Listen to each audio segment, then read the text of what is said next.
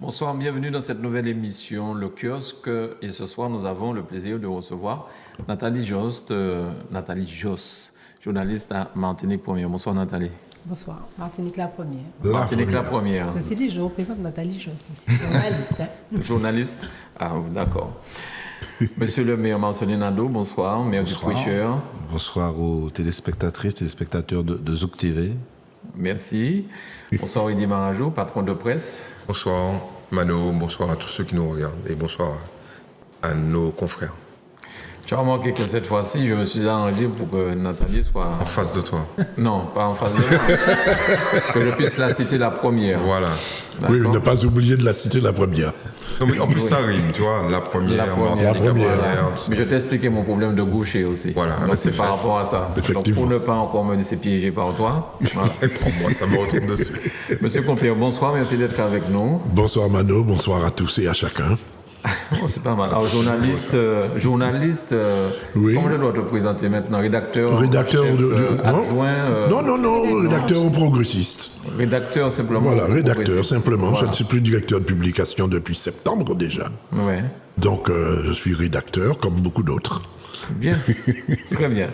Et bonsoir chez vous, comme dirait notre ami Bussy. Alors, Oui. ce week-end du 22 mai qui est censé faire peuple pour nos Martiniquais, il y a eu des choses qui se sont passées du côté du nord de la Martinique, du côté du Prêcheur, monsieur le maire, même si c'était pas tout à fait sur le territoire de la ville du Prêcheur. Je vous propose de regarder des images qui ont été tournées par nos confrères de France Antilles, et puis on en parle après. Et voilà, si c'est prêt, on y va.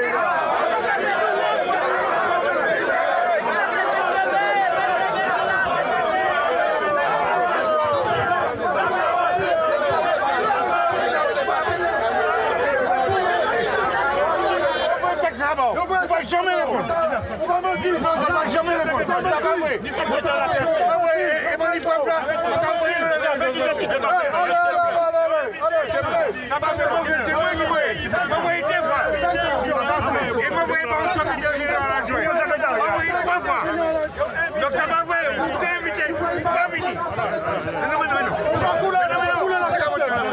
Ça va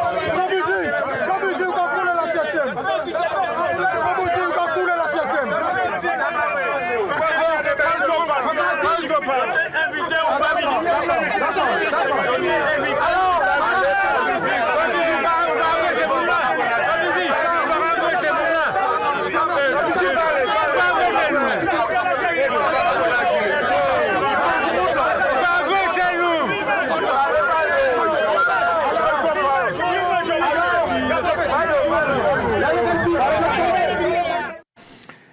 Voilà ce qui s'est passé donc le 22 mai dans le Nord. C'était pas tout à fait au Prêcheur, c'est plutôt Saint-Pierre, d'accord.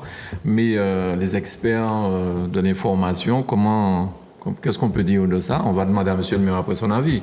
Mais déjà les journalistes, en tant que journaliste, qu'est-ce que vous en pensez?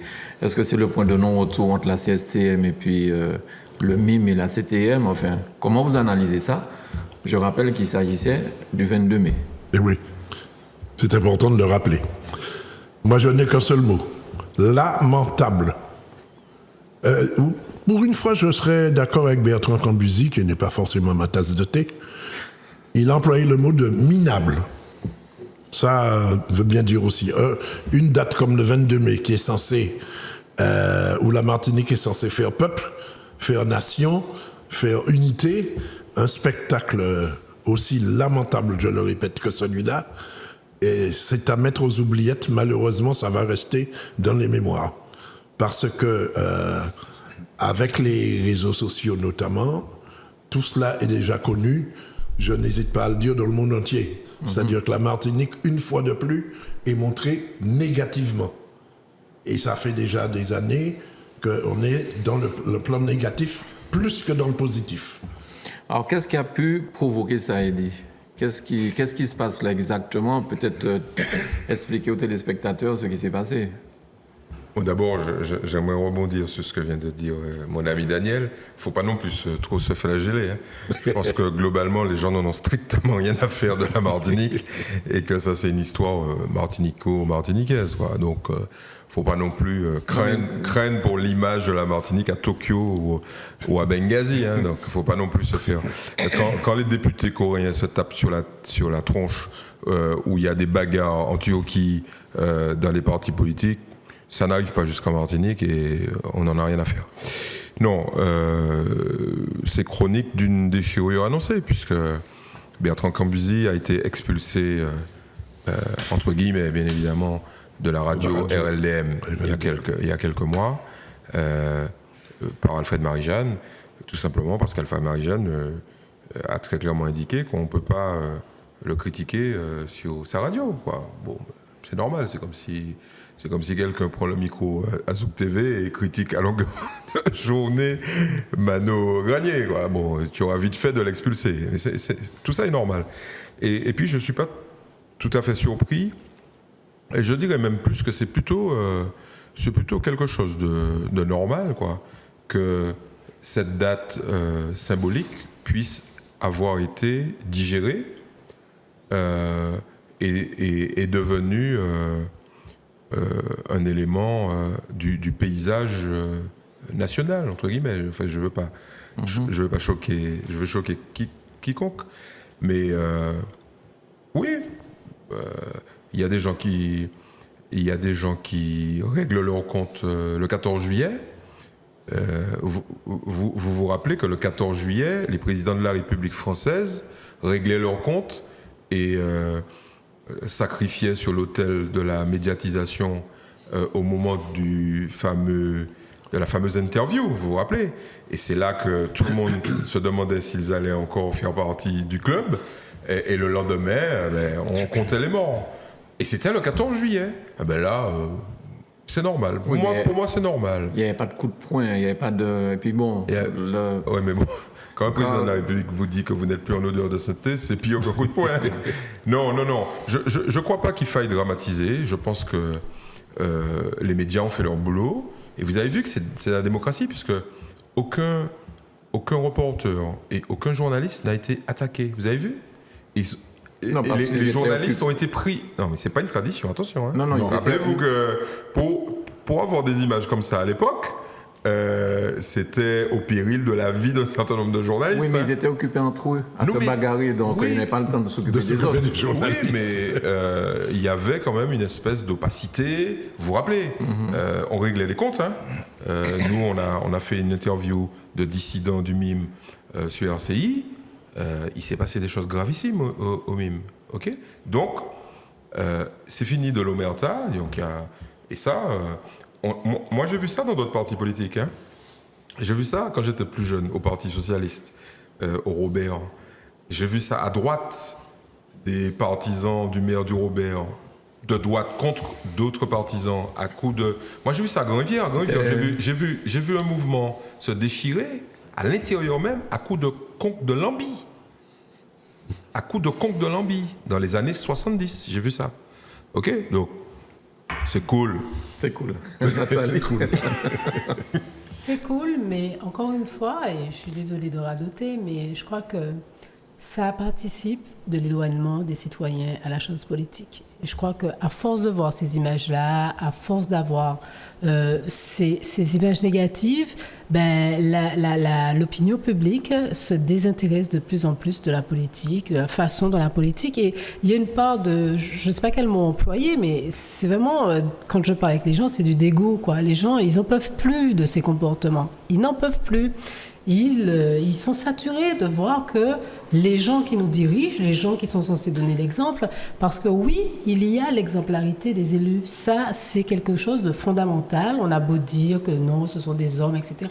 On les a mis au pouvoir pour pouvoir représenter les citoyens. Et donc, je pense que là, fondamentalement, il y a un problème de comportement qui est extrêmement préjudiciable à la démocratie. En plus, cette date du 22 mai, c'est une date symbolique, qu'on le veuille ou non. Symboliquement parlant, il aurait fait, je ne sais pas moi, lors d'une manifestation contre Macron, je ne sais pas moi.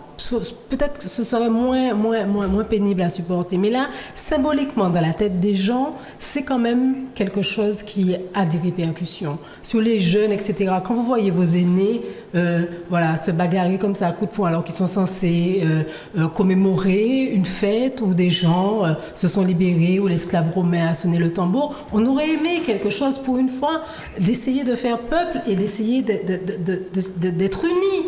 Normalement, le 22 mai, c'est l'union contre... Enfin, pour moi, c'était ça. Et quand on voit ça, on se dit, bon, ben voilà. Donc, je ne suis pas certaine que ce soit si bénin que ça et si anodin. Je pense que ça a des répercussions dans la population. Après, il faut dire, bon, sur le problème de fond entre la CSTM et le MIM, bon, c'est un syndicat qui a toujours été très... accolé à ce parti. Et c'est grâce à la CSTM que le MIM, aujourd'hui, s'est fait. C'est-à-dire que la grande époque de Pulvar, et même avant, il y avait vraiment... C'était le bras armé, j'allais dire. Le canal historique du MIM, c'était d'abord le PBM avec Pulvar. CSTM. Pas de confusion. La CSTM avec Pulvar et les autres. Et... très vite, il y a eu ces bagarres de pouvoir, ces luttes de pouvoir. Pulvar, on sait ce qu'il a devenu. Et tous les autres, les Gesnet, Amancé, etc. Ça n'a jamais été simple. Parce qu'il y a des luttes de pouvoir, il y a des envies de première place, il y a des califes qui veulent être califes à la place de califes. Alors avec Cambuzi, ce qui s'est passé effectivement, c'est qu'il a, depuis quelques mois, quelques années maintenant, ça fait peut-être un peu plus d'un an, il a été interdit donc sous RLDM parce qu'il dénonce un certain nombre de choses et puis qu'il essayait lui aussi de voler de ses propres ailes, ce qui était mal vu. Donc venir régler des comptes politiques là, un 22 mai, je pense que c'était malvenu. Il semblerait que c'est parce qu'il voulait qu'on rende hommage à Marc Pulvar et qu'il semblerait. Oui, alors c'est ce qui a été avancé. Il voulait déjà dire qu'il n'avait pas été invité. C'était l'anniversaire de la mort de Marc Pulvar. Je crois que ça fait 10 ans qu'il est mort. Il est mort en février 2003, il me semble. Oui, voilà. Ça faisait 10 ans. Ça faisait 10 ans. Donc, ça fait plus de 10 ans. Ouais. Et donc, voilà, mais même pour lui rendre hommage, c'est un piètre hommage à ce moment-là. Je ne sais pas s'il serait très satisfait de voir comment ça a tourné. Mais c'est malheureux, je trouve. Alors, monsieur le maire, homme politique, maire, responsable de parti, nous peuple là. En plus, ça se passe à la frontière même de la commune. Quand vous avez vu ou quand vous avez su ça, quelle a été votre réaction sur ça? Non, je veux dire que ça m'a attristé et j'étais surpris. Alors, bon, j'insiste pour dire que ça ne s'est pas produit aux prêcheurs. Pourquoi? Parce que, effectivement, y compris la population. C'est-à-dire que, on a l'impression aussi que, comme bon, il y a un caractère négatif. Vous savez, j'ai entendu une cérémonie à Chelcher où quelqu'un a dit l'esclave romain a joué du tambour à Saint-Pierre. Il n'a pas dit aux prêcheurs, donc c'est pas trompé, puisque effectivement, l'habitation du chant se trouve bien à Saint-Pierre. Donc on insiste pour dire que c'est à Saint-Pierre, pour qu'il n'y ait pas de raccourci et de confusion, parce qu'il y a une tentative de confusion que nous n'apprécions pas. Maintenant, je crois effectivement que c'est regrettable. Bien évidemment, on doit s'attendre que le 22 mai soit jour de concorde, de la concorde martiniquaise. Ça aurait été mieux. Mais il faut dire aussi qu'il n'y a pas que cet élément-là qui montre qu'on ne sait pas faire peuple, qu'on ne sait pas faire nation au moment du 22 mai.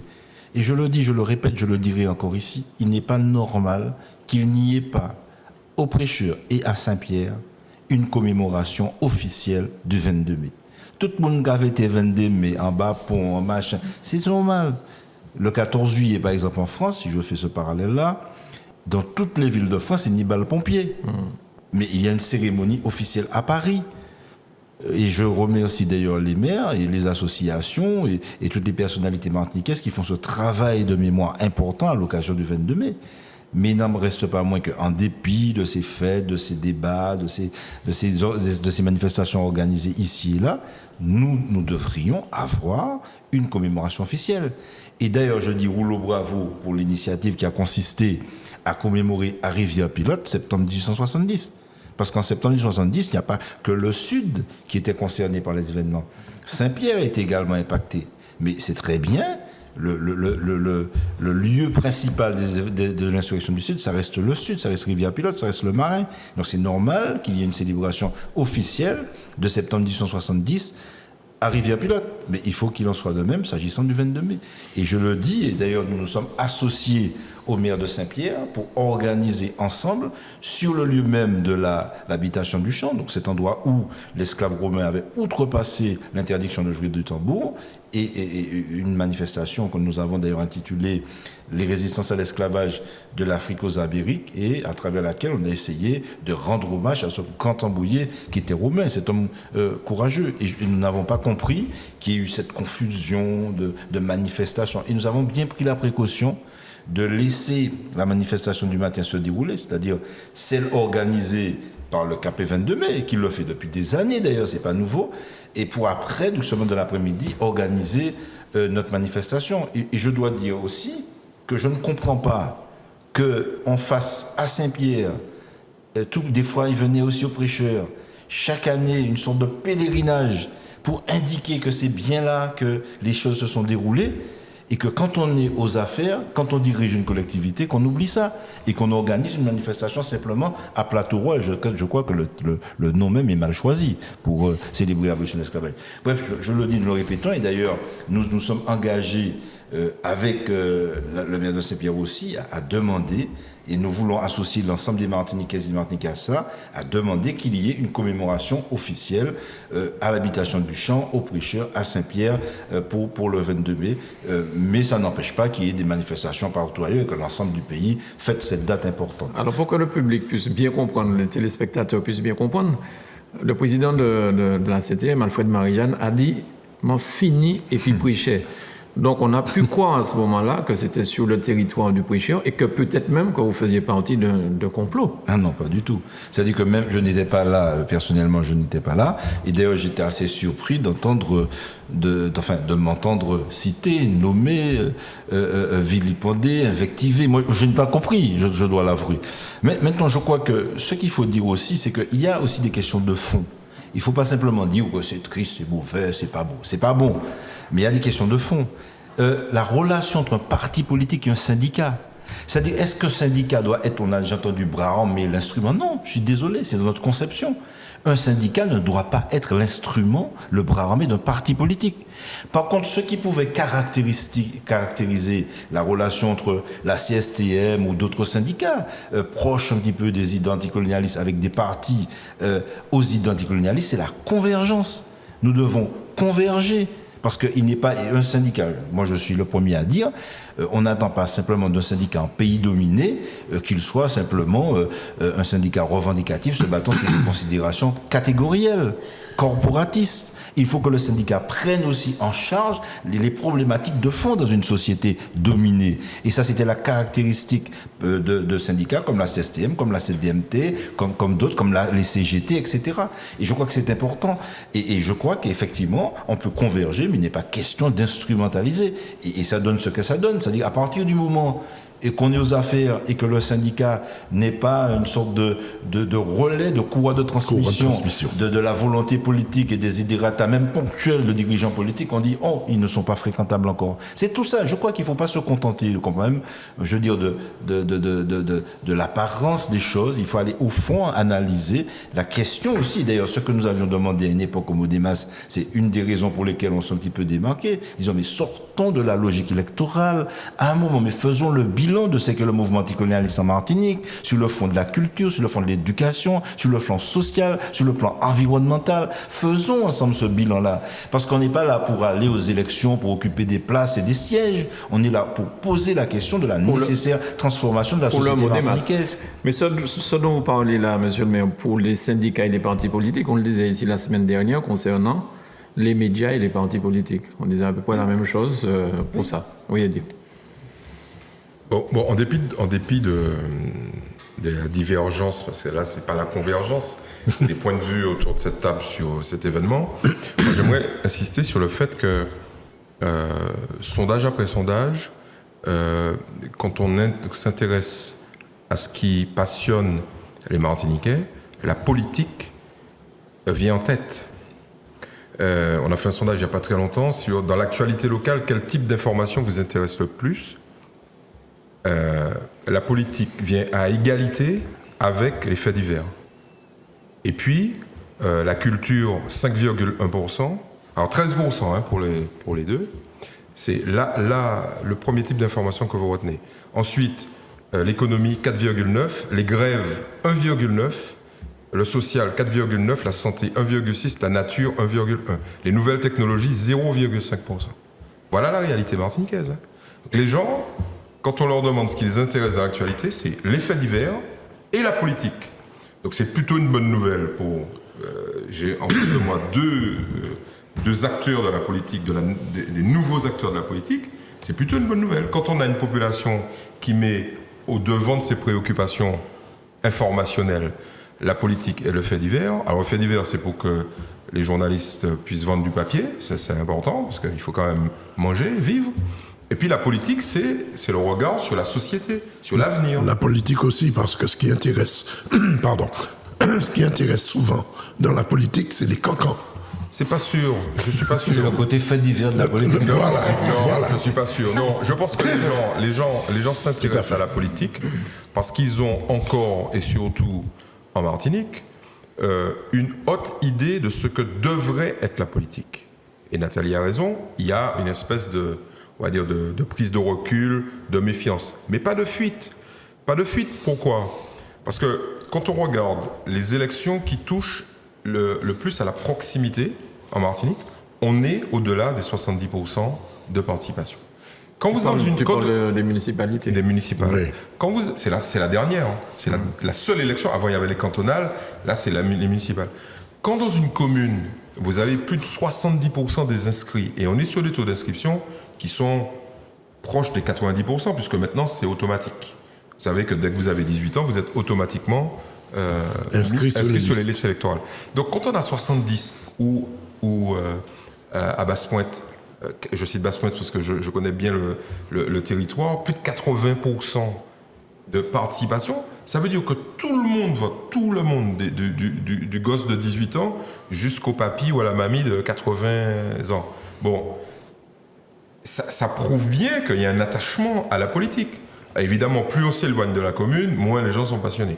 C'est clair que quand vous allez voter aux européennes, vous avez 20% de taux de participation. Mais ce n'est pas spécifique à la Martinique. Donc, je crois que cette information est importante. Les acteurs politiques, les gens qui se présentent aux élections, qui souhaitent qu'il y ait des gens qui votent pour eux, parce que c'est quand même ça, hein, aller aux élections, je pense qu'ils devraient être plutôt optimistes parce que la population n'a pas encore mis ses préoccupations informationnelles de type les grèves ou l'économie largement devant la politique. Au contraire, la politique demeure. Ce sondage-là, on le fait tous les trimestres et depuis 1992 et c'est systématiquement la politique et les faits divers depuis maintenant presque plus de 26 ans.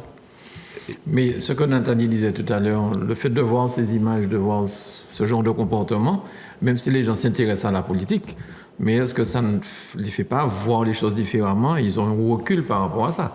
Donc maintenant, est-ce à savoir qu'aux prochaines élections, comment les gens vont voter, tout en s'intéressant à la politique? Mais bon. Ce qu'il y a de dommageable, c'est vrai, moi j'aime beaucoup la politique, mais l'idée haute que j'ai de la politique, d'un art noble, voilà, de quelque chose de noble. Donc, La politique avec un grand P. Voilà, donc on peut s'intéresser à la politique et déplorer qu'il y ait des faits. Et surtout, je pense que la chose la plus dommageable, c'est que ça empêche un certain engagement. Je crois qu'il y a beaucoup de gens qui hésitent à s'engager en politique. Moi, quand j'ai commencé, j'ai entendu tellement de gens me dire « Mais non, pas aller là !» Qui sont qu'il fait là? Non, oui, tiens, qui l'a. Mais pas aller en politique honnête. J'ai tout entendu. Et les gens ont une méfiance caractéristique. Qu'est-ce que tu leur as dit? Qu'est-ce que tu leur as dit? Qu'est-ce que tu leur as répondu? Je vais essayer. Et effectivement, j'ai vu que c'était quand même un peu Dallas. Mais voilà, c'est ça en fait ce qui est. Mais qu'est-ce qui n'est pas? En dommage, fait, moi, quand j'entends ça, je me dis mais qu'est-ce qui n'est pas Dallas en fait? Non, mais c'est Quand ça. vous allez dans l'économie, ok, Michel n'est pas là, mais C'est pire. il nous tomberait dessus en disant C'est pire. c'est rien qui riche, qui là, c'est des volets, etc. Vous connaissez l'image du chef d'entreprise. Bon, quand vous allez dans l'économie entre guillemets de la culture, t'as qu'à voler, t'as pas payer, tous les secteurs de la société semblent, comment dirais-je, subir cette espèce d'image négative. Mais en réalité, c'est toujours les 80, les 20-80, quoi. T'as 20% des types qui tirent dessus, et puis tu as 80 qui disent, mais qu'est-ce qui vous arrive? Non, mais La politique, ça a été quoi? Mais tu en es le témoin. Tu as vécu ça. Quant à mon ami Daniel, c'est pire que ça. La politique, Nathalie n'a pas connu ça, parce qu'elle s'est engagée en politique, mais elle est journaliste, donc elle a vu. La politique, dans les années 70-80, c'était la mort. C'était la mort. Risqué quand même. C'était des gens qui se prenaient des becs-mets dans le ventre. Oui, dis ça. C'était des gens qui... Jalta, c'est ça? Jalta, c'est 78. Sur la savane. C'était la mort, ok? Chaque campagne politique. C'est Claude Lise qui se fait tirer dessus au Marigot. Ouais, ok. ouais. Tout à fait. Donc les choses ont plutôt évolué dans le bon sens. Mais On est devenu civilisé. maintenant, quand tu fais un petit coup de poing là, la dramatique, qui est dramatique là. Mais non. Non, mais ce que je veux dire, c'est qu'il ne faut pas non plus tomber dans le piège. C'est pour ça que moi, je ne suis pas dans le politique bashing, quoi. C'est-à-dire qu'il faut éviter de le faire parce que j'ai l'impression quand même qu'il y a une offensive de certains intérêts pour discréditer complètement la politique parce qu'elle est aussi créatrice d'espace de décision démocratique. C'est-à-dire qu'on ne tire que sur les élus. Il n'y a que les élus qui, je rejoins Eddy, qui soient pourris.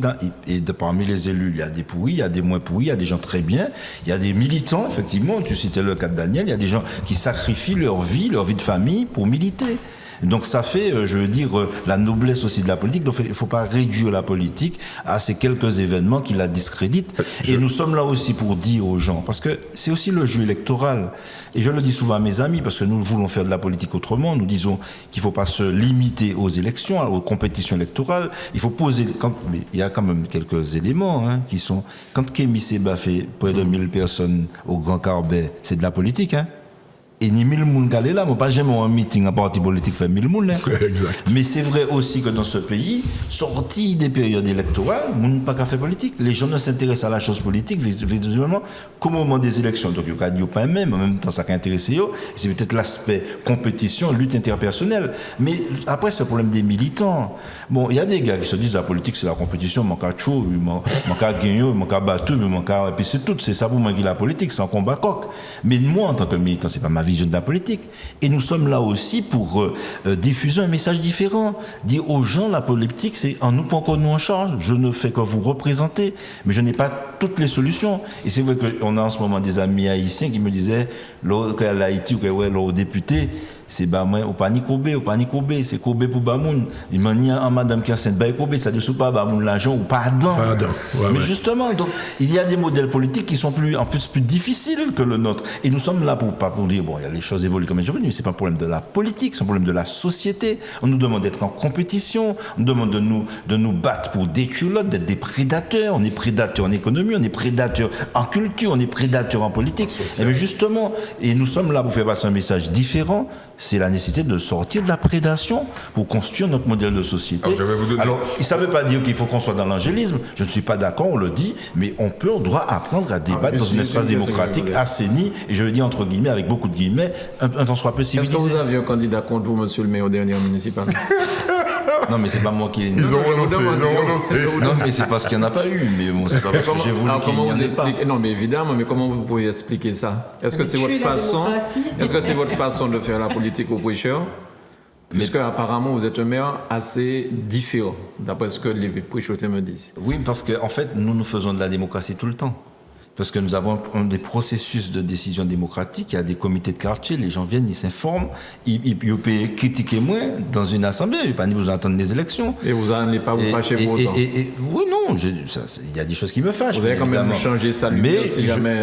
Non, je vais discuter, il y a des choses qui ne vont pas, les gens me le disent, je discute, mais il n'empêche que nous avons cette pratique de la démocratie participative qui fait peut-être que les gens se disent, bon, comme ils sont si ouverts, l'équipe municipale en place, et qu'on peut discuter, débattre, critiquer, s'opposer en permanence, de façon, je dirais, en toute sérénité. En nous quitter là. À quoi ça sert? Peut-être. Enfin, tu mais devrais non, quand même, mais je crois que c'est un hasard. Tu devrais quand même le regretter. Tu devrais le regretter publiquement que tu n'aies pas de. Non, c'est-à-dire que je peux le regretter. contre toi. Je suis pour la démocratie, les espaces démocratiques, mais je ne le regrette pas. Pourquoi? Parce que je me dis que la politique, la démocratie ne se réduit pas à la compétition électorale.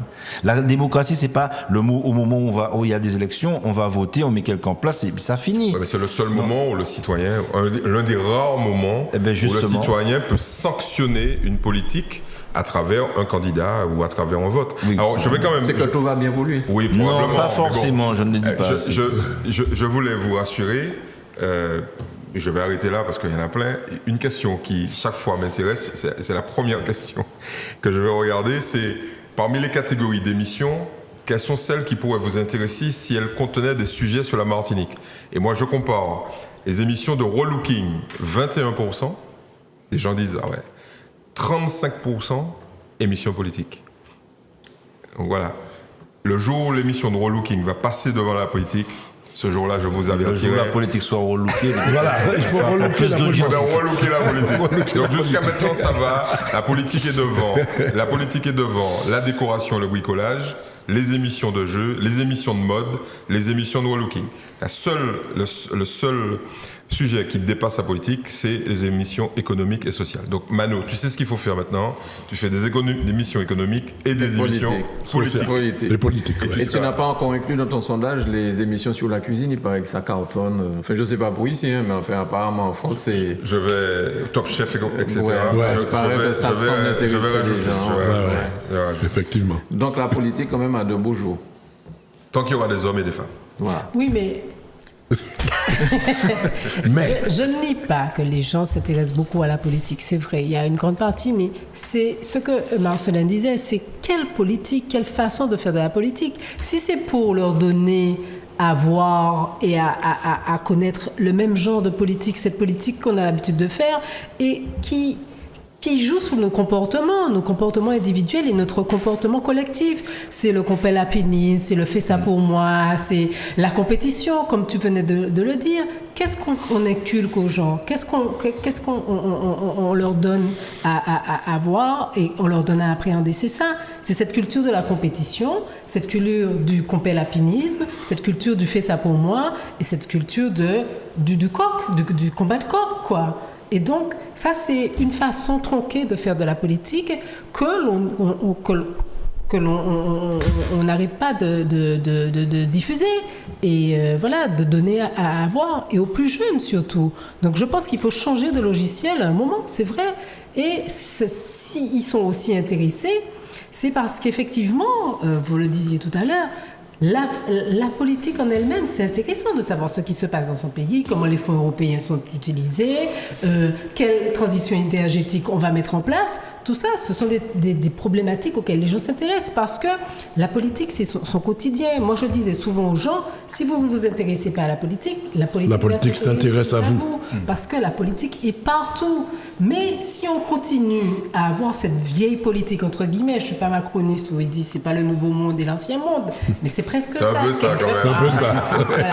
Donc si on continue à donner ces éléments un peu obsolètes de la politique, je pense que non, mais il faut attendre qu'ils soient tous morts, parce que n'oublie pas que comme ils ont été façonnés comme ça, mais il faut qu'ils meurent. Même pas. Je pense que ceux qui sont là pourraient eux-mêmes décider. Non, c'est trop fort. Parce que si on prend le modèle Macron, tu as raison, même pas. Parce que Macron, il a fait semblant de vouloir changer les choses pour que rien ne change, grosso modo. C'est-à-dire pour maintenir, quand on voit le conservatisme, certaines questions, etc., et puis la novlangue à côté, etc., ça c'est de la manipulation. C'est pas comme ça qu'on va transformer et changer la politique. Par contre, il y a une vraie place pour un vrai projet politique alternatif impliquant les citoyens, et les gens sont en demande. Et je le vois bien, parce que les gens, en fait, quand on va leur parler, c'est dans la manière d'aborder les choses. Et je le vois bien dans notre système de démocratie participative aux prêcheurs. Des fois, je me dis, on va parler du budget. Mais les gens, ça les intéresse peu, le budget. Mais peut-être parce qu'on n'a pas la bonne approche. Mais parce que la preuve, c'est qu'à Porto Alegre, c'était bon le budget participatif. Mais quand je fais une réunion sur la rivière, les problèmes de curage, les problèmes d'enrochement, les gens sont intéressés, ils viennent nombreux, ils sont très nombreux, etc. Et je crois que c'est ça aussi, il faut voir comment on accroche les gens, comment on développe des thèmes, comment on les intéresse. Il y a tout le travail qui doit se faire aussi au niveau de la mémoire. Nous, on a essayé de dire, par exemple, savez-vous qu'au Prêcheur en 1930, il y a eu un référendum organisé par le maire de l'époque pour savoir s'il voulait rester là ou partir. Mais ça, on n'en parle pas du tout.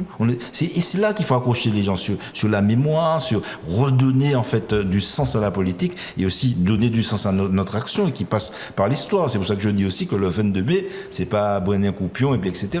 C'est faire tout un travail de mémoire et c'est l'occasion aussi de redorer en quelque part le blason de la politique. C'est à travers l'histoire, c'est à travers les problématiques qui intéressent les gens, à travers leur participation. Et je crois qu'il y a place pour tout ça, mais sans couillonner, c'est bon, quoi. En fait, tout ça, ce débat va intéresser M. Cambusier et M. Marie-Jeanne très fortement. Souhaitons qu'ils l'écoutent. Alors, dernière question sur le prêcheur quand même. Est-ce que ça n'aura pas d'incidence sur justement... Tes subventions. Parce qu'avec tout ce que vous subissez en ce moment-là, sous le pont, là, il faut envoyer les tracteurs, tout ça. Est-ce que les tracteurs vont arriver un peu plus doucement Non, moi je me dis que ce serait inadmissible. Et je le dis, non mais on en rigole.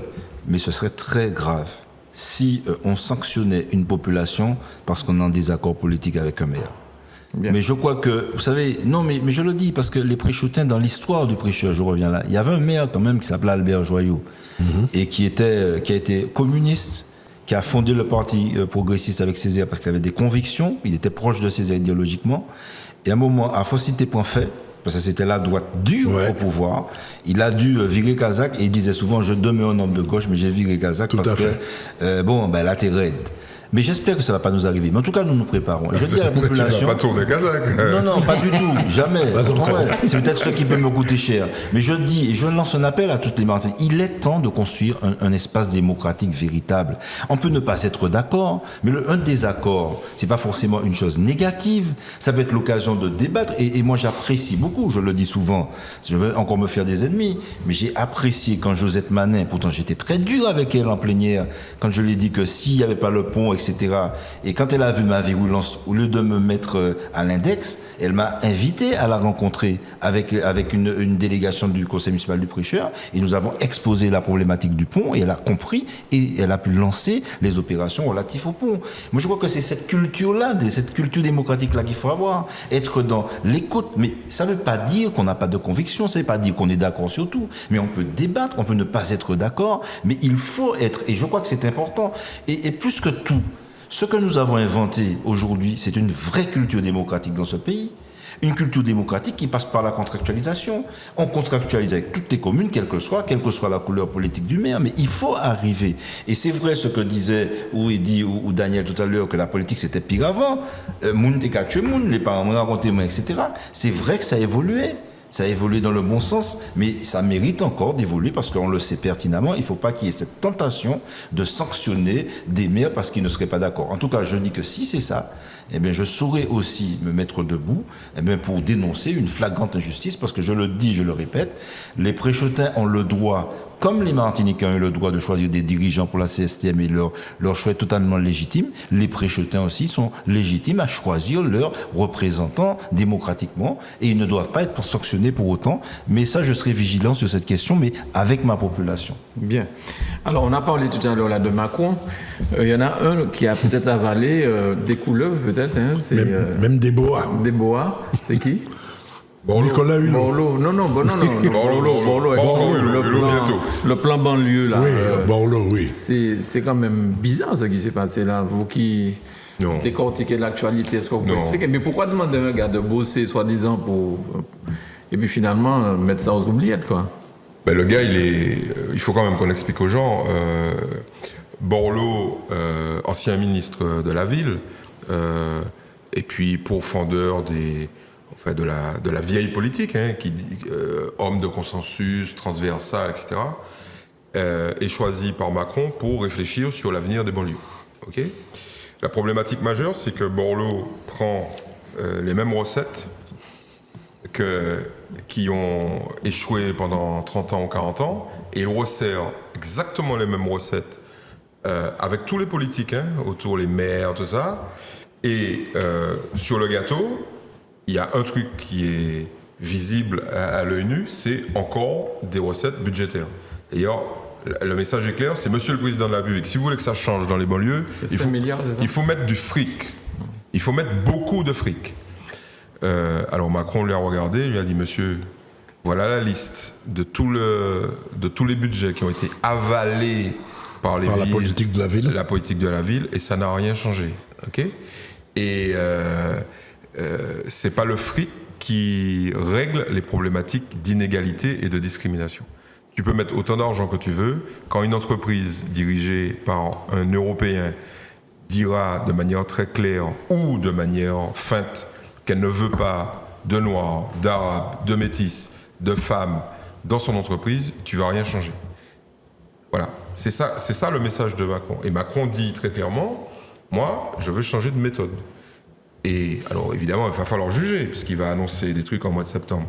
Mais changer de méthode, c'est déjà dire et déjà reconnaître, et là il a parfaitement raison, que c'est pas parce qu'on va mettre de l'argent dans les banlieues que ça va changer grand-chose. Puisque la banlieue, c'est un aspirateur de fric pour les maires, les députés, les sénateurs qui sont issus de ces villes. Et les mecs se sont sucrés pendant des années parce que pour eux, c'était de la politique politicienne avec du clientélisme. Et alors, je vous cite un exemple. Il y a un type qui dit, il est maire d'une ville, je ne citerai pas, de la banlieue parisienne, il dit « Macron n'a strictement rien compris.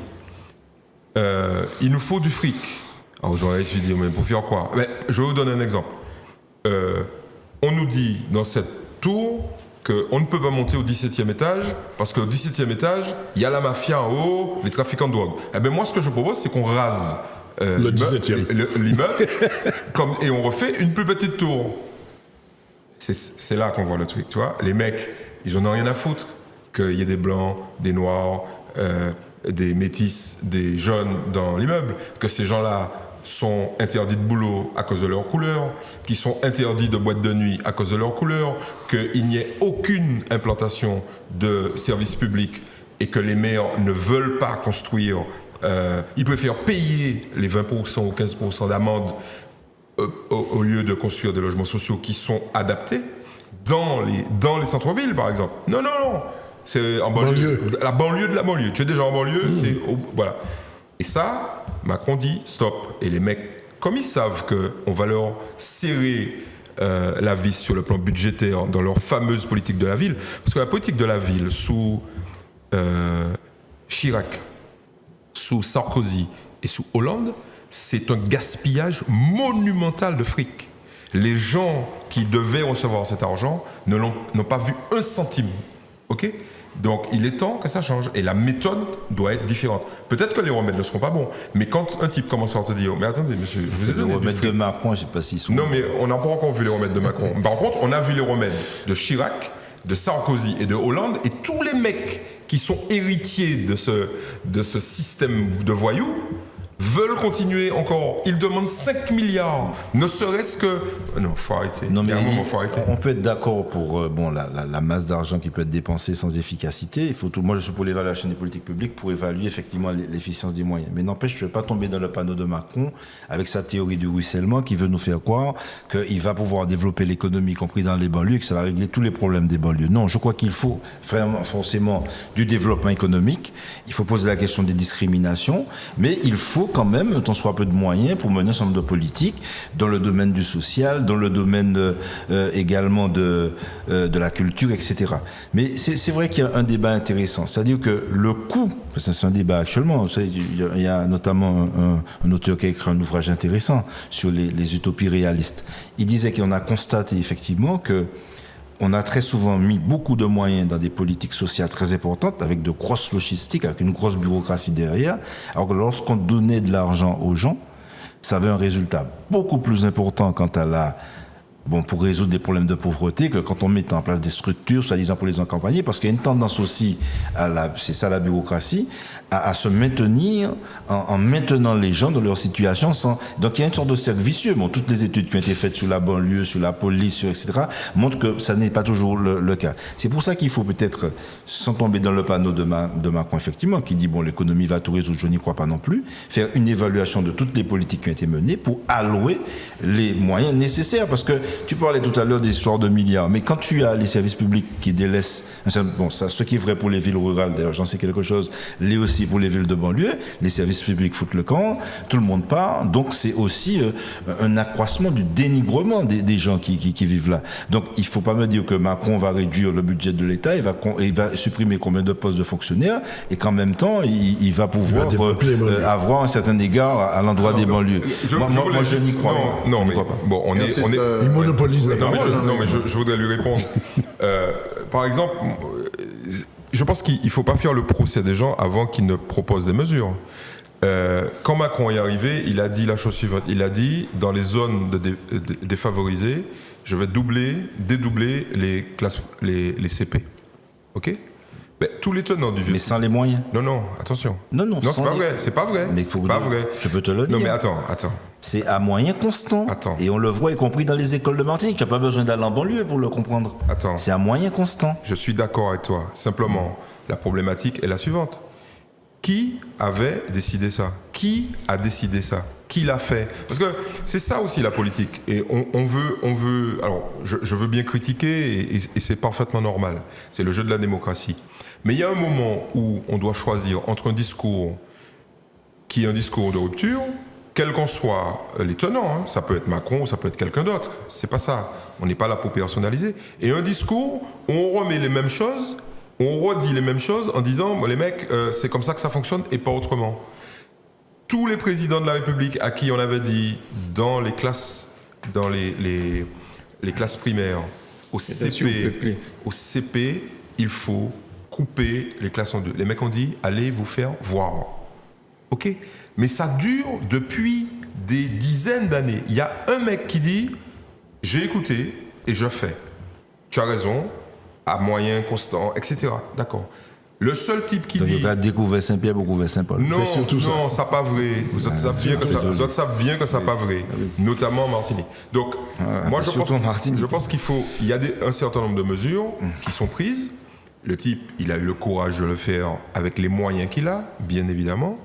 Mais il faut qu'on arrête de balancer tout en disant ce n'est pas possible. Et Borloo est revenu avec son truc classique, bon, mais l'argent, et puis il a dit, mais qui moun qui a bénéficié de l'argent? Et tu as raison, c'est pas les gens dans les cités qui ont le blé, ok? C'est toutes les grosses multinationales qui vont casser des bars et reconstruire des petites bars, c'est toute la mafia de récupération du fric public dans ces zones-là qui vont bénéficier du fric. Oui, Daniel. J'ai un certain nombre de choses à dire, parce que je ne suis pas tout à fait d'accord, loin s'en faut, avec mon ami Eddy. C'est normal. C'est normal. C'est la démocratie. C'est la démocratie. Mais Marcelin dit quelque chose de très important. Dans ce problème des banlieues, disons des villes, il n'y a pas que les banlieues, il y a les villes rurales aussi.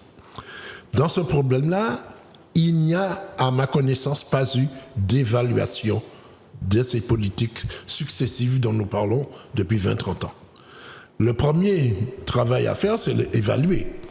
Et là, je donne raison à Eddy, il y a eu beaucoup de fric déversé. Je n'ai pas dit dépensé, j'ai dit déversé. Maintenant, le premier conseil, écoutez bien, le premier conseil d'évaluation des politiques publiques a été mis en place lundi.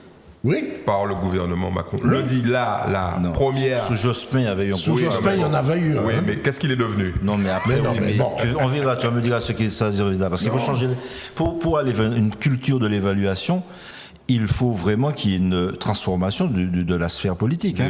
Mais l'évaluation, ça peut être de l'auto-évaluation, s'il faut faire très attention. Le rapport Borloo, je l'ai reçu, je ne sais pas qui me l'a envoyé. Macron, tu l'as reçu avant Macron? Peut-être même. En même temps. Il fait 156 ou 160 pages, autant que je me souvienne. Donc je ne peux pas dire que j'ai tout lu dans le détail, mais j'ai lu en diagonale, j'ai trouvé des choses intéressantes. Mais, en plus, Borloo chiffre chacune des actions qu'il préconise. Ce qui n'est pas toujours le cas dans les rapports que l'on remet, les rapports que l'on fait. Effectivement, ça fait des milliards. Effectivement. Mais là où je ne suis pas d'accord avec Eddy, c'est qu'il ne reprend pas simplement toutes les recettes d'avant. Il reprend un certain nombre de recettes, je redis le mot, même s'il n'est pas approprié, parce qu'elles n'ont pas marché. Ou elles n'ont marché qu'à moitié, ou elles n'ont marché qu'au tiers, au quart ou au huitième. Mais il ajoute de nouvelles choses. C'est dommage, si je savais qu'on allait en parler, j'aurais porté des exemples. Et je vais aller plus avant là-dedans, on aura l'occasion d'y revenir. Et donc, pour revenir à ta première question, qu'est-ce que Macron a fait du rapport Borloo? Ben, il l'a foutu aux chiottes. Excusez-moi l'expression. Excusez l'expression. Et Borloo Elle est était au triviale. premier rang lorsque le président parlait. J'ai trouvé qu'il riait jaune, Borloo. On a dit que c'est parce que le président n'aimait pas sa coupe de cheveux. Oui, bon. Quand On a toujours taquiné Borloo sur son absence de coupe de cheveux. Non, mais moi, je serais à sa place que je serais profondément vexé. D'accord. Nathalie, un mot sur ça, cette histoire? Oui, moi j'ai deux interrogations. Un, pourquoi est-ce qu'effectivement il donne à Jean-Louis Borloo, on sait, hein, c'est l'ancien monde, hein, Jean-Louis Borloo. Oui. Donc il donne à l'ancien monde c'est vrai. à faire un rapport sur les banlieues en s'attendant à quoi? On ne sait pas. Donc voilà, un tour de magie, un tour de C'est passe-passe. Borloo qui est venu lui proposer. Oui. Il voulait pas le vexer, il lui a dit ben vas-y. Ben oui, mais bon, c'est gentil, hein, je vais pas En te vexer. espérant qu'il se Allez, casserait la fais-moi un gueule. petit rapport. Et je pense que ça n'a pas coûté 2 cacahuètes, ça a quand même coûté un petit paquet de fric pour faire un rapport qui au final on va mettre aux oubliettes. Donc sur ça j'ai de grandes interrogations. En plus on sait que par exemple Borloo il était dans un projet d'électrification de l'Afrique. En Afrique. Ouais. C'est là aussi un paquet de fric qui a été engagé et on ne sait pas vraiment où toutes ces sommes seraient passées. Je mets tout au conditionnel pour Tu auras bientôt une préserver émission le de cash directeur. investigation. Ah ouais, c'est incroyable. Donc, il s'agissait d'aller électrifier au solaire, de mettre des panneaux solaires. Dans l'idée, je l'ai trouvé génial. Quand j'ai lu ça, je me suis dit, waouh, vraiment, c'est ce qu'il faut faire, quoi. L'Afrique a de l'énergie solaire, en veux-tu, en voilà. Donc, permettre aux villages isolés, etc.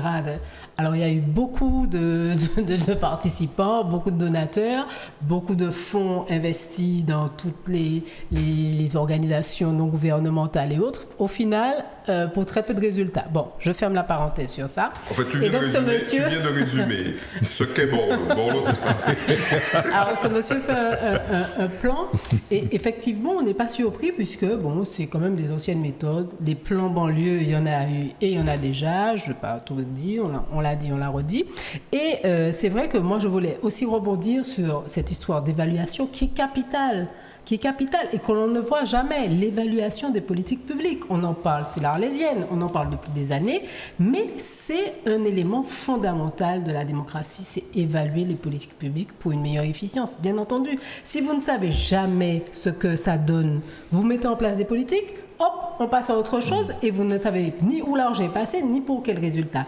Et je parle de ce que je connais ou de ce qui m'intéresse. Je ne sais pas ce que ça a donné pour les banlieues, mais en Martinique, c'est extrêmement véridique, c'est extrêmement prégnant.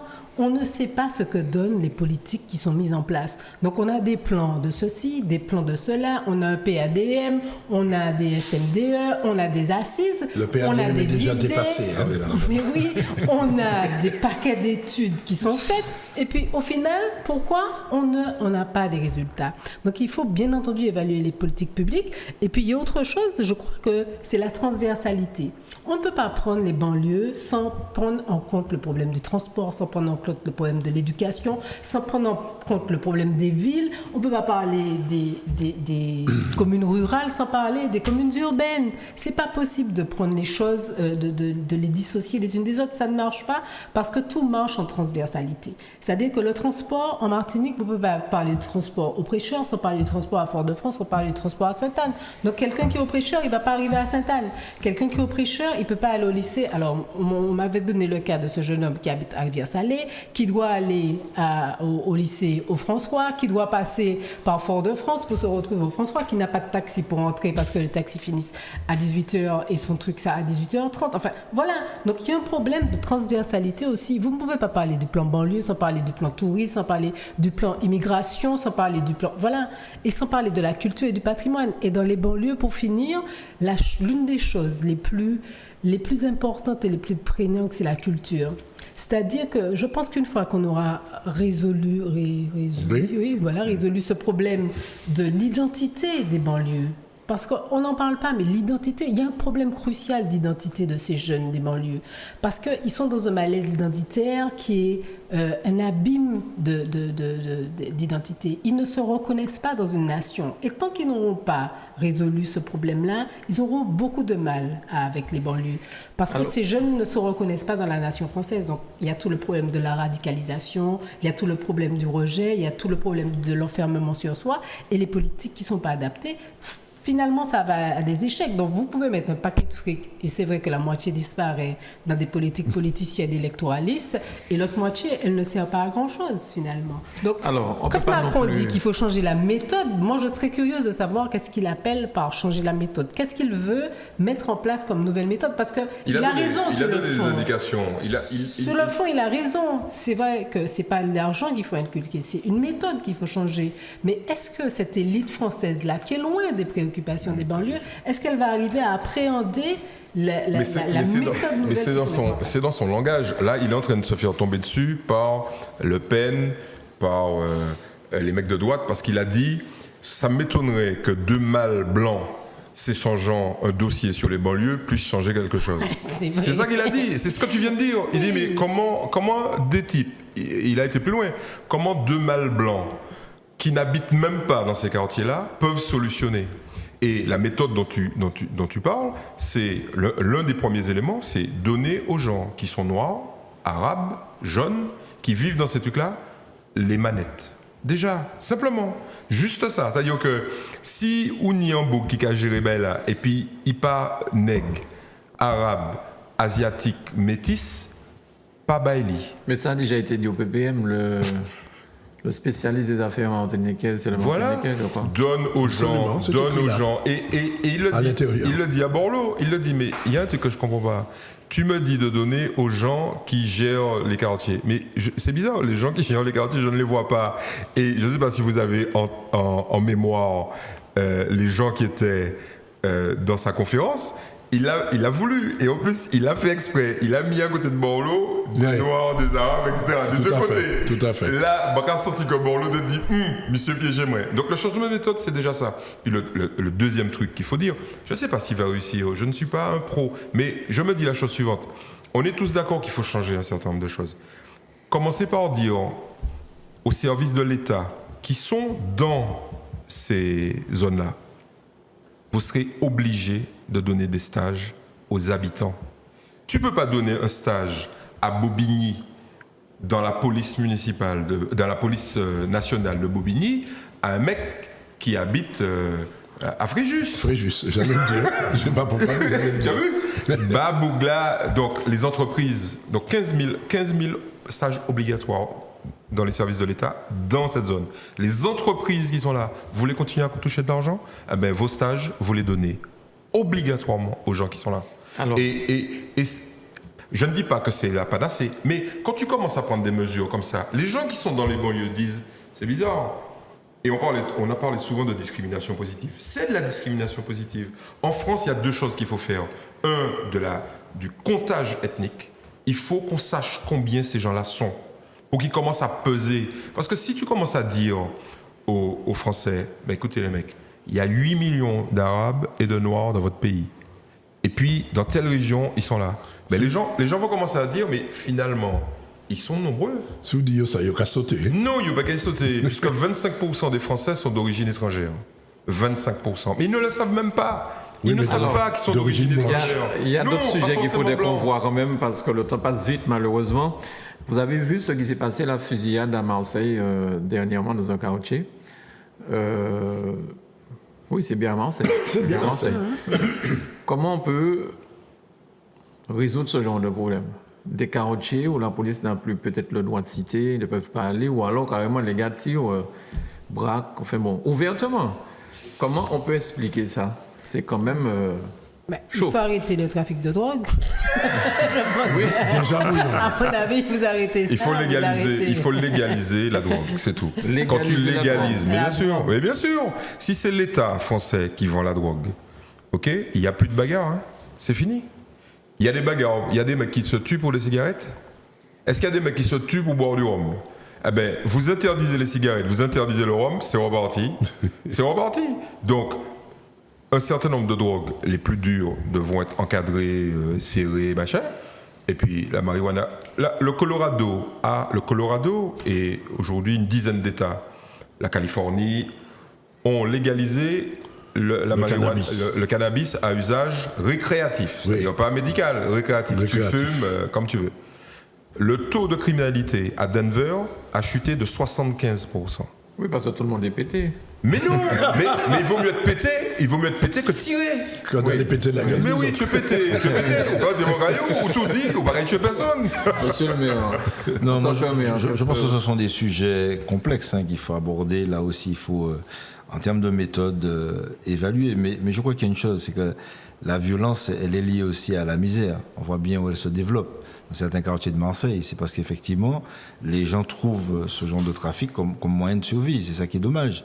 Et je crois effectivement que si on ne prend pas en compte un ensemble de problématiques, c'est-à-dire comment effectivement lutter contre la relégation des quartiers, donc se pose la question des transports, mais aussi de la manière d'habiter, la manière de concevoir les cités, et puis la question du développement économique aussi me paraît être une question importante. Bref, je crois qu'il faut une vraie vision pour sortir de ça, parce que nous sommes dans une société de toute façon qui génère la violence. Et je crois qu'il faut une volonté politique et puis sortir d'un certain nombre de valeurs aussi. Quand on voit bien les valeurs qui s'entendent les mafias, au point que d'ailleurs au Brésil, il y a des anarchistes, libertaires qui, pour lutter contre les mafias des favelas, disent on s'associe à la police parce qu'ils sont conscients qu'il y a un travail à faire et que les valeurs portées par les mafias, ce sont des contre-valeurs, on ne peut pas les accepter, même du point de vue humain, c'est-à-dire il y a un cas décaler l'autre, c'est il y a un cas piler l'autre, il y a de l'oppression, etc. Donc je crois qu'il y a tout un travail à faire à la fois politique, idéologique, mais il faut aussi des mesures concrètes et qui passent par de vraies politiques dans l'intérêt. Est-ce que tu es favorable à la dépénalisation de la drogue? C'est-à-dire que c'est pas une question sur laquelle je vais me prononcer. Tu sais que bon, j'appartiens au courant où des gens se défendent cette idée-là. Moi, je crois que avant de dire je suis pour ou contre, le mot des masses. non, le mot des masses n'est pas pour. Non, l'écologie. L'écologie au niveau international, il y a beaucoup d'écologistes qui sont favorables à ça. Mais je crois qu'en étant en Martinique et étant d'une commune aussi, bon, on est assez ouvert des fois à l'arrivée, c'est maintenant de certains produits un peu pas très catholiques. Moi, je crois que je suis. T'as vu que le mec, il veut être élu sur des produits pas catholiques. Je suis très prudent et je crois qu'il faut effectivement de vraies mesures. Il faut aussi Marcelin, tu es en train de dire que ta commune est un point de débarquement de la ganja, j'ai pas dit ça. J'ai dit qu'elle peut être ouverte, justement. Il y a des produits qui arrivent. Il faut être réaliste. Et je crois que dessus... moi je crois qu'il faut vraiment s'attaquer à ces problématiques-là. C'est-à-dire que j'ai l'impression effectivement que nos cas dormis. Alors, il faut effectivement de la transversalité, parce que c'est pas la gendarmerie du coup de son côté, la douane de l'autre, les mairies, etc. Il faut, bon alors bien sûr, il y a les comités de prévention de la délinquance, je ne sais plus comment ça s'appelle, mais il faut que ça soit des réalités, qu'on s'associe, qu'on ait une approche transversale pour s'attaquer vraiment, parce que ces trafics génèrent de la violence, c'est des valeurs qui sont complètement à l'opposé de ce que nous pouvons défendre, non, mais tout ça est très dangereux. Tout ça, c'est de l'hypocrisie française, hein. Matinée de Martiniquaise, les Américains ont tout compris. Je veux dire, ils ont des centaines, des milliers, des dizaines de milliers de morts liés au trafic, ils ont enfin compris que si c'est eux qui géraient la drogue, il y aurait beaucoup moins de morts, il y aurait beaucoup moins de toxicos. Voilà, c'est le français, l'européen ou le philippin. Il n'y a pas que les Européens. Regardez le gros malade mental des Philippines qui tue des gens parce qu'ils fument de la ganja. Il va résoudre le problème de la drogue en tuant des toxicomènes. Il a tout compris et un jour il va se prendre une balle, il va pas comprendre ce qui arrive. Mais ce qu'il y a, c'est que là, je suis entièrement d'accord avec Teddy. Il y a une grande hypocrisie sur ce sujet-là parce que il y a cette indifférence à ces tueries. Je pense que personne, au fond, n'en a rien à faire. C'est-à-dire que ce sont des gens qui se tuent entre eux. Moi, je vois même ici, dans les quartiers défavorisés, ces petits jeunes qui se tuent. Ouais, bon, allez, ça fait... Sauf quand ça tombe dans ta famille. Ah ouais, et ça Sauf peut, qu'on ça a peut dans tomber nos dans papas. Ça n'importe peut quelle tomber famille. dans n'importe quelle famille. Oui, mais quand vous Oui, mais c'est regardez toujours les bien, mêmes familles qui sont voilà. concernées. Quand vous regardez bien, c'est toujours... Voilà, parce que la drogue... Non, ça les concerne, familles les plus bien pauvres et entendu, tout ça, voilà. bien sûr. La drogue, ça concerne Bien sûr. toutes les familles, mais la violence que ça génère, souvent, c'est les mêmes. Et c'est dans les mêmes quartiers un peu défavorisés. Et- qui ça- et il y a l'hypocrisie va plus loin. cette différence des gens, parce que, voilà, ils se tuent entre eux. Bon, voilà, ça, on s'émeut, voilà, le jour où ça se passe pour le fait divers, et après, on a vite fait d'oublier. Parce que tout le monde sait très bien qu'il y a cette économie parallèle aussi qui en arrange plus d'un, Qui en nourrit Parce que plus d'un. pendant ce temps-là, ils se tiennent tranquilles, ils se tiennent au calme, on n'entend pas parler d'eux, ils ont leur petit trafic et ils embêtent personne. Alors, il y a quelqu'un qui me disait qu'il y en a presque 20% qui ne vont même pas toucher le RSA, auquel ils ont droit, hein, auquel ils ont droit. Il y a un taux de RSA qui n'est pas revendiqué. Oui, qui n'est pas revendiqué. Ouais, c'est vrai. Et c'est une grosse partie, c'est ces jeunes-là qui ne revendiquent. Ils vont même pas parce qu'ils en ont pas besoin, parce que l'argent de la drogue, ben, ils sont dans un système où tout le monde est content. Ben, quand tu gagnes 2000 € au jour, il y a... tu Oui, fais quoi? Tu et vas puis- toucher le RSA à Voilà, 600 donc- € par mois? Non, mais c'est une vraie question, notamment en Martinique. On parlait de Marseille, mais en Martinique, c'est cette violence justement qui est très liée au trafic. Je pense qu'il faut s'attaquer à ça, et il faut surtout ne pas avoir, c'est pour ça que je te dis qu'il faut analyser les choses, les évaluer, parce qu'il y a des gens qui ont des positions un peu moralisatrices sur ces questions. Ah, je suis contre la drogue, je suis contre ceci, même si vous avez foutu plein moment quoi, mais contre la drogue comme ceci. C'est pour Oui, ça que mais je Rome, pense. c'est pas drogue, c'est l'économie Oui, pays. d'accord, voilà. Oui, et du coup, j'ai fait promotion, Voilà. actuellement, ça qui a Exact. vie moins grave, au nom de Exact. l'économie, quoi, toujours. Donc, je crois que il faut, non, moi, je crois que c'est une vraie question, il faut s'attaquer à cela, mais en se disant que il y a peut-être des solutions de type sociétal, c'est-à-dire dépénalisation, accompagnement, tout ce qu'on veut, mais au fond, il y a la question économique, c'est-à-dire quelle perspective pour nos jeunes. Parce qu'en fait, aujourd'hui, en Martinique, si vous ne voulez pas rester dans la situation de notre jeunesse des fois, bon, il y a ceux qui veulent de plus en plus partir, et puis il y a ceux qui restent, mais qui peuvent rester. Pourquoi aussi? Il y a bien sûr ceux qui trouvent à vivre en Martinique tout à fait normalement. Et puis il y a aussi bon, ceux qui restent des fois sont pris dans, ils sont piégés eux-mêmes dans des systèmes. Et je crois qu'il faut être réaliste sur ces questions. Et au lieu de nous décacher pour nous, notamment le 22 mai, je crois que c'est des questions pour talent pour nous aborder. Ils Et avaient moi pas je fait, le dis ils en tant avaient que pas maire. Quoique. Peut-être que ça les a calmés. Quoique. Alors, avant de se quitter, un mot sur le plan sargasse du gouvernement. Vous êtes impacté au Pêcheur par... Non, pas trop, du tout. mais il n'y a, comment Camus disait, rien de ce qui est humain ne m'est étranger. étranger. Rien de ce qui est martiniquais ne m'est étranger. Je crois que la question des sargasses est fondamentale. Je crois que l'État français, bon, ne peut pas, bon, peut-être qu'il y a des volontés, des bonnes volontés sur le terrain, mais l'État en tant que tel ne fait pas suffisamment sur cette question-là. Est-ce qu'on entend parler, j'imagine que Barbade, par exemple, c'est un pays qui est complètement lié au tourisme. Si ces messieurs laissent sargasses développer, ils sont morts économiquement. Bon, c'est aussi une question, la dépendance des pays de la Caraïbe au tout tourisme. Hein, ça me pose problème. Mais imaginons les sargasses à Barbade arriver comme ça, ils sont morts. Donc je crois qu'il faut faire quelque chose et je crois qu'il faut que l'État mette les moyens et soit à l'écoute aussi des acteurs de terrain. Alors, on parlait des jeunes, le dernier sujet. L'obésité et le diabète seraient en augmentation en Martinique. Son temps d'augmentation. Il y a longtemps. Son temps d'augmentation sérieuse. Je crois que c'est... Il y a eu un colloque dernièrement, il n'y a pas longtemps, sur ça. Hein, et des chercheurs... Mais est-ce que je peux dire, c'est-à-dire qu'on voit l'obésité en Martinique, c'est déjà gravissime. Mais c'est une problématique mondiale et surtout caribéenne. Moi, je suis allé à la Dominique il n'y a pas longtemps et j'ai vu aussi les ravages de l'obésité. Il faut se dire qu'on est au moins dans un système où le mode de vie et de consommation génère des pathologies, mais en face, il y a un plateau technique plus ou moins bancal, on le sait, mais il y a quand même un petit plateau technique qui peut traiter d'un certain nombre de pathologies. Mais il y a des pays où ça n'existe pas. Ils ont les conséquences d'un système de mondialisation où on bouffe n'importe quoi, la malbouffe, qui a des conséquences sur la santé, où on cultive n'importe comment. Et je crois qu'il faut poser ce problème-là déjà dans notre pays, mais à l'échelle de la Caraïbe. Et c'est pour ça qu'en fait, je crois qu'effectivement, il faut une autre vision de notre société, mais il ne faut pas que nous soyons martiniquais ou exclusivement tournés vers la France. Il y a des problèmes qui doivent être posés à l'échelle de la Caraïbe. La question des sargasses, pour une fois que je pourrais être d'accord avec mon plaisir, c'est lorsqu'il dit qu'il faut faire une conférence effectivement des États de la Caraïbe pour que sur cette question des sargasses, parce que c'est une question écologique qui ne connaît pas les frontières. La sargasse ne connaît pas les frontières. Nous avons des problématiques d'imbriqués qui sont de plus en plus, qui concernent de plus en plus de pays, et il faut s'ouvrir un peu. J'ai l'impression qu'on reste renfermé sur nous, toujours à faire appel au papa blanc en permanence, et se dire qu'on peut peut-être ensemble, dans la Caraïbe, trouver des solutions, d'où justement cet accord de coopération que le prêcheur va signer demain, doit signer avec la ville de Tchot, quoi. C'est une façon d'échapper à l'ancien monde. C'est déjà... c'est un accord de coopération qui porte sur l'eau dans un premier temps, mais qui va porter après sur la question de l'urbanisme et de la protection de l'environnement, et qui va encore porter sur la question de la mer et de la pêche et de la protection de l'écosystème. Rappelle le nom de la ville et le pays. Voilà. Moi, c'est Tchot en Haïti. Voilà. D'accord. Alors, vraiment, dernière question. Est-ce que c'est... Dans 2 ans, vous y allez avec vos... Où ça à la CTM? À la CTM, on y va comme ça. Hein? Non, vous avez compris. Est-ce que vous êtes déjà en train de travailler avec C'est pas 2 ans, c'est 3 ans. 3 ans. J'ai franchement rencontré un élu de Strasbourg qui m'a fait plaisir parce qu'on était aux mêmes conclusions.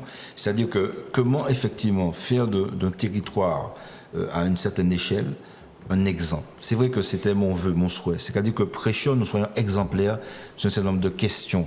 Mais je crois qu'effectivement, on ne peut pas rester cantonné à démontrer un territoire exemplaire. Il faut apporter sa contribution à une autre échelle. Mais ce sera une contribution. Mais ce qui nous tue, c'est que tout le monde n'est leader, tout le monde n'est chef, tout le monde n'est douvant.